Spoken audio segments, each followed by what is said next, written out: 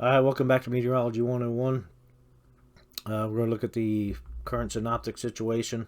This is the current radar, and looks like we got a frontal system off the east coast, pushing off the east coast of Florida.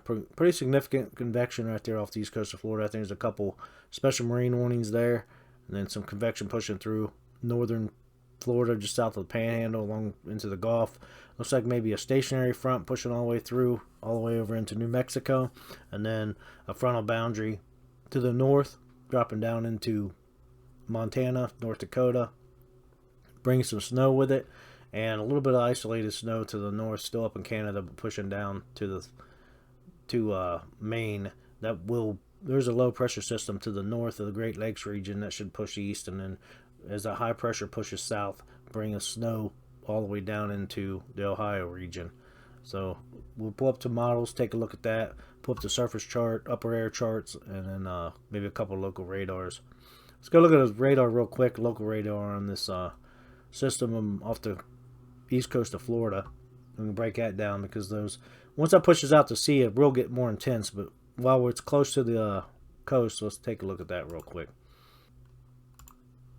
All right, so like I said, we do have two special marine warnings right along that off the east coast of Florida. It's off the east coast of Daytona Beach, Ormond Beach, New Smyrna Beach. That's where it's the closest, and Edgewater. So it looks like hail indicated by radar, just under half an inch off the east coast. That's not even in the warning system. We got 1 inch hail out to sea, 1.46 inches, almost an inch and a half out to sea, and that's a pretty good rotation in that storm. You can see the structure of this thing.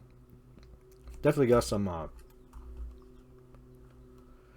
rotation in this one. So let's go pull this up. Let's do a cross section real quick and right across that area of rotation. So now you can see you got higher reflectivities in the upper levels. That's mainly hail. So that's definitely a hail maker. Well over 20,000 feet. We're pushing all the way up to almost 27,000 feet right there, and then that 50 dBz mark pushing all the way up to over 30,000 feet. So this thing's cranking pretty good. Got a pretty good tilt to it. We'll do one 3D volume scan on this thing and see what we're working with there. But so we got it broken down into basically 50 dBz's or higher. You can see the structure. I would say there's probably water spouts out there, and then with the rotation, I got it highlighted. These tops of the storm pushing reflectivity. The lower reflectivity is all the way up to 50,000 feet. So that's a pretty significant storm. I'm sure we got water spouts on the ocean right now. So let's look at the rotation in this thing. Then we pull up a base velocity, see if we got radar indicated rotation. This is definitely rotation right through here, all the way up to about 20,000 feet. We got a pretty significant rotation there. So pull up the base velocity. Now we can see our red and greens, and get rid of that. Move this up here. We got our radar to the south. So these greens are moving from the north toward the radar. The reds are moving away from the radar. So we definitely got the rotation right around where that hail area is. We go into the higher angles of the radar. We still see green. As long as we're still seeing green, we have rotation. So we go onto the upper levels. We're still showing pretty good rotation right there. We look at the echo tops of the storm. Those are pushing about 44,000 feet for the radar. The reflectivities that we're getting for the echo tops. So, like I said, our overshooting tops with the lower reflectivities were over almost about 50,000 feet. So this thing's pushing. It's got a pretty strong updraft. So this other cell, it's out of the warning area. It's off the coast of New Smyrna Beach. Echo tops there push about 42,000 feet. The vertical integrated liquid were pretty significant on how much liquid's being pushed into the upper levels. So going back to our base reflectivity, Like I said, you can see that S curve and that hook. We definitely got some rotation in that storm. So this one's getting a little shape to it too. I'm surprised there's really not a warning right there just yet. So we can actually do a cross section across that, and we got pretty significant updraft on that one too. So pushing all the way up to 40,000 feet. Higher reflectivities is all the way up to about 17,000 feet. So like I said, I'm surprised there's not a warning there. Hail indicated by radar, just over half an inch. So we may see a warning pop up as that cell develops.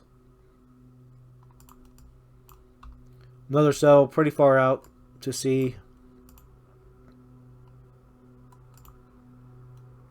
Let me get back where I was here, and we'll look at that one real quick. Pretty good reflectivities on that one too. So get rid of this. Got those marine warnings. There's 2 marine warnings right now. St. Augustine to Flagler Beach, and Flagler Beach to Volusia Boulevard. Brevard. So, okay. Pretty much that. Let's go to pull up our charts here.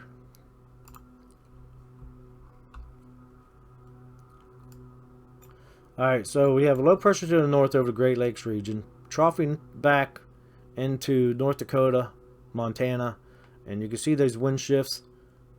Definitely got that temperature, cold temperature to the north. There's still a cold pocket to the south. When you look at all the cold air advection, let me go to this display here. We can pull up, do some drawing here. Alright, so out of that low pressure system, push back. You can see those wind shifts. We've got cold air advection all through here. And we got all these isotherms.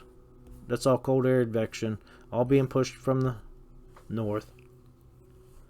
So we got a big area of cold air advection here, big cold pocket, and then you can see this cold pocket right there is 0 degrees Celsius. That's 32 degrees. And then 2 degrees right here. So we got a big cold pocket right there. And then if you look at these winds pushing in from the east, and these isotherms going from 8 to 12, we still got some weak cold air advection right there. So you can pretty much call it a big cold pocket just stretching all the way down into Texas. So 48 degrees down there in Texas. Let me erase that so I can see. There's a 53, 42, 40. Get into the center of this high pressure system, you get down below freezing. 32, 28, 39, 60. So there's our frontal boundary. Right here's our low pressure off the east coast. And then bring that frontal boundary. Get rid of that thing. I don't want the measuring tool. Let's go. There's the low. I would say it's the stationary front pushing down into Mexico. Like I said, there's a lot of convection right here off that coast. And then, so we're going with the stationary front and then becoming a cold front.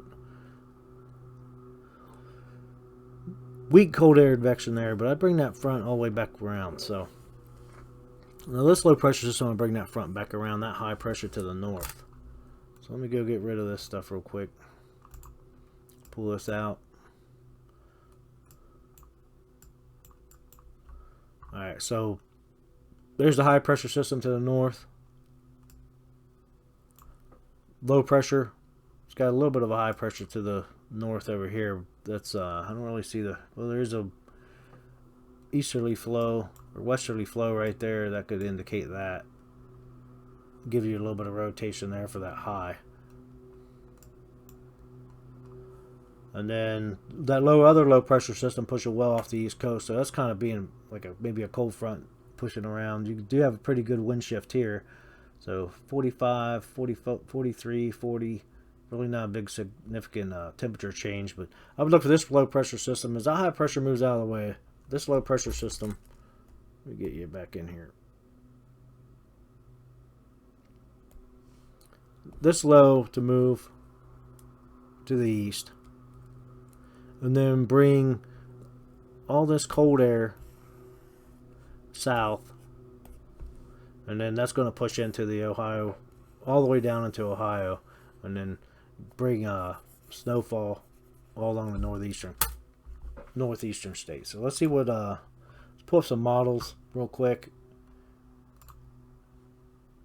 and see what they're looking at. Now, the models have been all over the place lately. Let's kind of take them with a grain of salt, because they have not been hitting these systems very good at all. I mean, with the cold air pushing south, I would say they're probably catching that pretty good, but they're missing a lot of the convection and the storms. Alright, so there's our frontal boundary to the north. Here's our stationary front to the south. Pretty significant convection over the Gulf of Mexico. Right there over northern Florida, so it's catching that pretty good. And then this high pressure center looks like pushed all the way south into New Mexico, and there is a little bit of snowfall there, so they're handling that pretty good so far. And then snow to the northeast, snow all to the north, and then snow up in Canada pushing to the south into North Dakota and Montana. So let's see how this progresses as it pushes south. There's that low pressure system over the Great Lakes region. So it pushes off to the east, and then twists around, goes north. But we still have that high pressure system to the west that starts pushing south out of the mountain range, and then into central U.S. where over Kansas, Missouri, and then bringing snow all the way down into Missouri, and then Illinois, Ohio. I mean, even the Ohio Valley region could see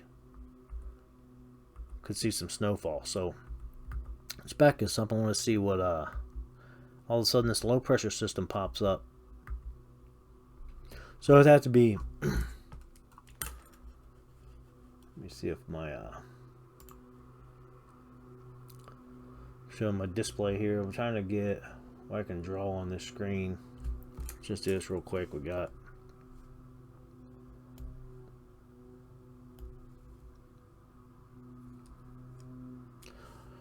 there's the low to the north.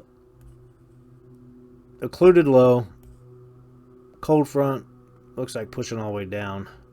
That's stretching all the way around. So there's our cold front. That's the cold front that causes the lift. So that's pushing all the way to the west, and then you got the high pressure system. So as that pushes south, we were all of a sudden popping a low pressure system up on this chart. Let me forward that real quick. See if it's going to let me do it. Nope. Let's go. I have to shut that off. So, alright, there's the low.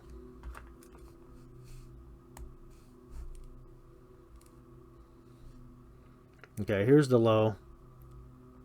Now you got the cold front. And then this is going to be a warm front.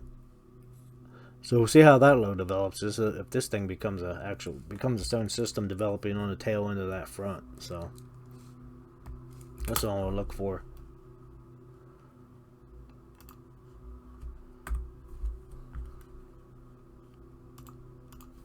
Okay. There it is over West Virginia. Snowfall over Ohio. I want to take a look at some of that precipitable water, see what kind of snowfall we can expect in this area.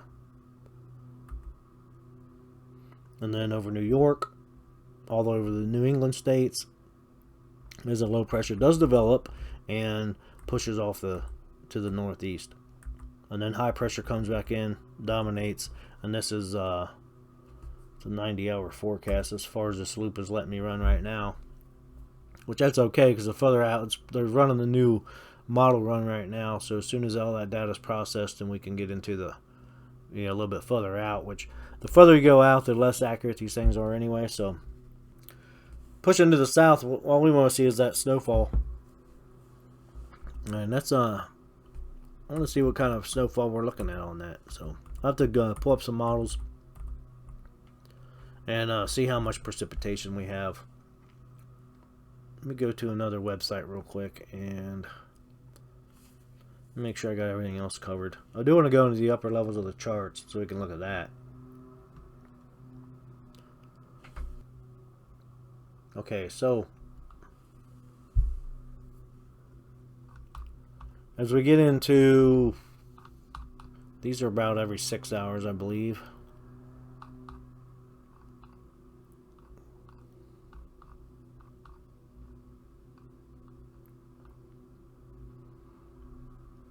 There's the precipitation pushing into Illinois, then down into Ohio Valley region. So here's the, in Ohio, northern Ohio, right there, 12 to 15 millimeters. That's just a half inch or just more. I mean, that's probably about 5 inches right there. Down into the lower, the Ohio Valley region, we're looking at about 4 to 8. So a quarter inch, we're probably looking at about 2.5 inches of snow. If this is accurate. See how cold it gets and how cold it stays. If anything's going to stick to the ground. I mean, the ground's pretty warm right now, so that's going to be the question. Here's the next. This is at Wednesday at 12Z, so Wednesday morning.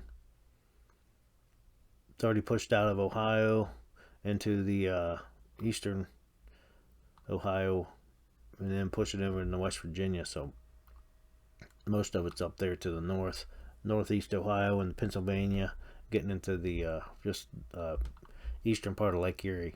So I don't know, a couple inches of snow. Let's see what they're. I'm not sure what they're calling for on that. I'd say, based on these models, a couple inches of snow there, and then if we go back to our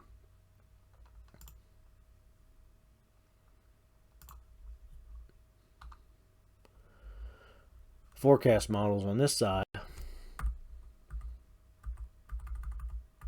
as that low pressure system develops and pushes to the northeast, now that thing's pushing pretty significant snowfall. This is going to into those darker blues, the Ohio Valley region, a little bit lighter blues, so 1 to 2 inches.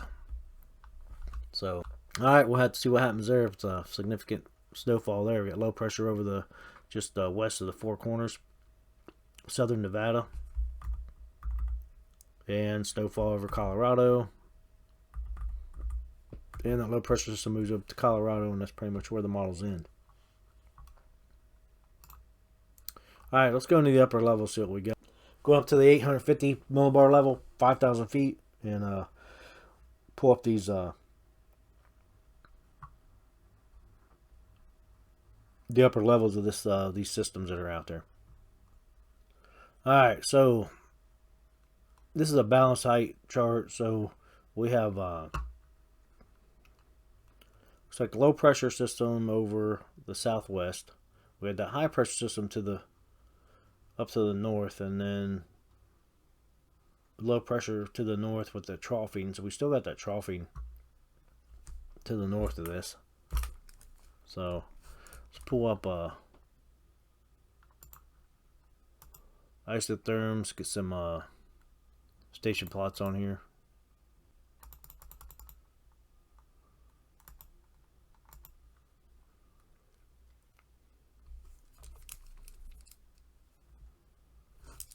Alright, so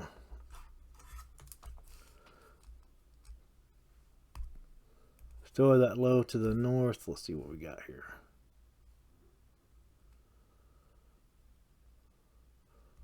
There's a cold core right there. So cold air advection right through here as that's being pushed through. So we have the upper front. Stacked back, as our surface front was right down here. So we have the upper front up here. Still pretty good low pressure system to the north. Weak thermal advection. I mean, there's really nothing going on there. When you look at all these isotherms parallel with the iso bars, the contours, there's really nothing going on there. But we do have some a little bit of cold air advection because winds are out of the north. So this is pushing this cold air to the south in the upper levels. So now, see what we got for moisture. Let me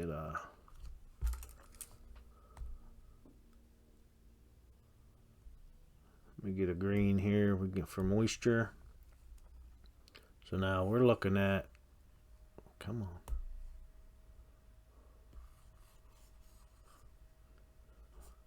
moisture.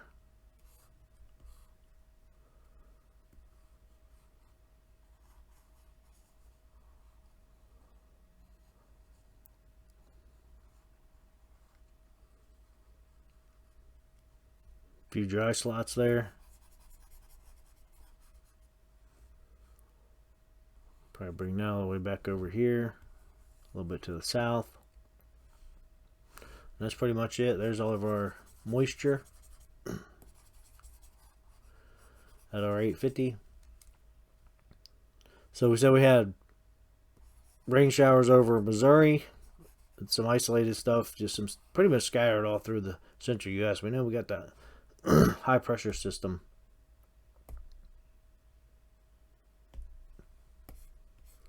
right there, and then the low to the north,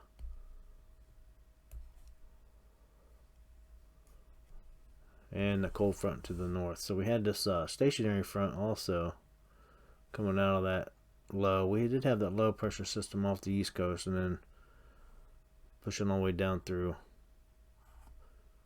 Mexico and then back up around. So probably back into this low pressure system. So it'll be a low right here. Get that red like it's supposed to be.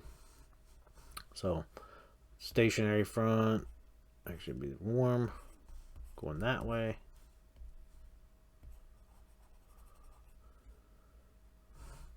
I'll just erase it all. So alright, so there's our moisture on the 850. Significant moisture through this whole area. So as this high pressure system pushes south, there's that low pressure system going to develop off that front. So we had that low, and then we had that kind of that front where it drops down back around that high pressure system that pushes south, and then this tail end of that low pressure, that frontal system, we had that low pressure develop on that according to the models. So let's go up a level to the 700. Okay, so we still have troughing throughout the central U.S., ridging over the western U.S.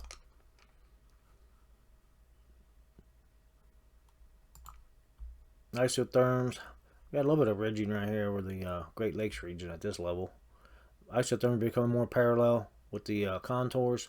Still some cold air advection to the northwest. There's our 0 degree isotherm to the south. And then we do have, get rid of that.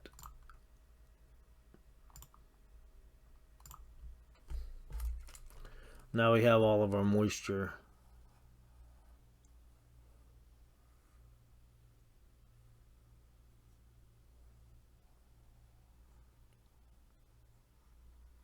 Right there. Through the central U.S. to the northeast.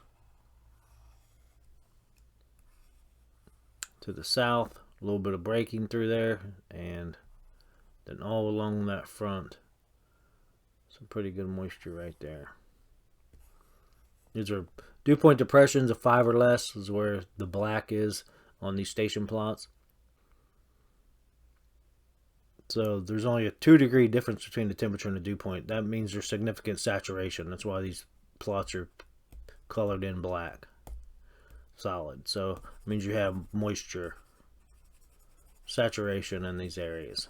So you should see cloud cover. Possible precipitation. And as we looked at satellite earlier, we've seen that with a bunch of breaks through all this area.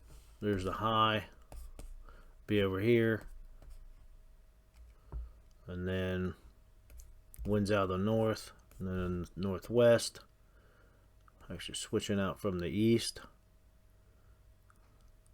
So ridging all through that area. We can see that ridge. Okay, low pressure to the south. Troughing right there. Alright, so that's pretty much that for that one. Up 700, significant moisture at 700 throughout central U.S. That's where we're getting that rain showers over Missouri and Kansas, Nebraska, all the stuff we showed back on the on that radar. Let me go back to it real quick. So there's the all the way through here. The rain, snow to the north, and then that stationary front at the south, and then convection off of the coast of Florida, a little bit to the northeast also. Alright, so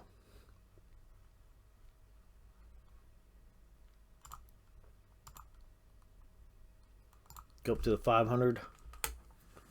We're going to do the 500, then we'll pretty much end the video here. So we got pretty much troughing all the way through here. Big longleaf trough. Let's go, must be like a major shortwave. Let's see what's going on there with, pull the isotherms. See where they're probably going to be more parallel, so probably just a minor. And then we're baroclinic. We still have some thermal ridging all the way through the central U.S., so we can see those see that trough, and then you got these isotherms. So anywhere they cross, look right here, that's all cold air advection. That shall be blue. Let's go to here, let's get rid of all that for a minute.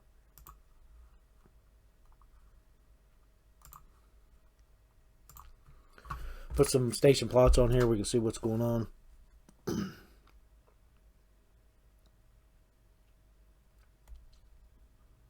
Okay, so now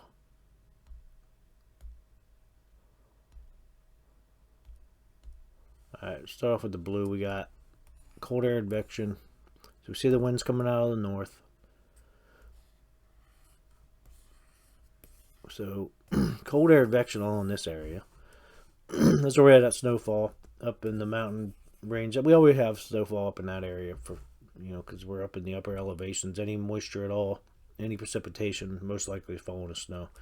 Except for in the strong summer months. So let's go get our moisture here. Let's trash this. So we get significant moisture here. We can come all the way down through here.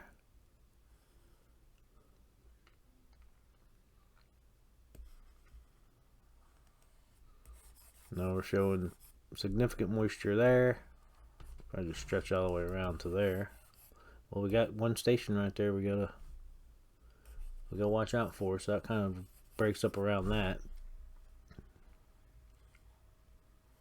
And then the green here, green there, moisture there, so we got moisture all through here. So we're still significant over Florida. So you can see that moisture, you know, was going off the east coast, going all the way up to 50,000 feet. I mean, this chart is a 500, it says about 18,000 feet. So this is moisture at 18,000. Pretty significant there. So probably just stretch this all the way back to there. So we knew we had a pretty good line. And then, so we still have showing significant moisture at those levels. Alright, so let's get rid of this real quick. We'll do vorticity. Okay, there's our positive vorticity advection. Now, if you look at this, let's trash that real quick. So, right here, positive vorticity or vorticity is just an indicator. Now that we have positive vorticity advection, so advection is the movement of. So, with these contours pushing from west to east, anything on the east side of that is going to be positive vorticity. So that's how that chart comes up with that. Same thing with this. We have an X, that's positive vorticity. And then anything on the east side of that center of that X is going to be positive vorticity. So you got to actually see the movement into it. So right here, contour, contour, positive vorticity there and there. So it's more right there is pretty accurate on that one. So same thing with this as they cross these contours. So you get that weak, pretty weak stuff down here. And then over here along the east coast. So that's where we're getting at, you know, all that stuff over Florida, pushing to the east, over the ocean, and then just warm, moist air over that Gulf Stream. Just convection all through off the east coast. And we also have that low pressure system. We see that rotation on the surface. So we got positive vorticity advection there. So that's pretty much it. There's the X there. Maybe some weak stuff here. Nothing really even to consider. And then everything behind that is all negative vorticity. So you can see that negative. It's all negative there. So, all right. We said we'll keep an eye on the models. They're handling some of the stuff's pretty good. They're running the latest run now. So by the end of the day, we should see another run.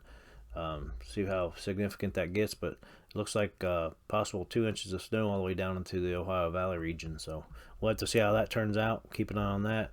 And I'm going to go ahead and end the video here, and want to say thanks for watching. If you learned anything, please like, give me a thumbs up, subscribe to the channel, and we'll see you next time.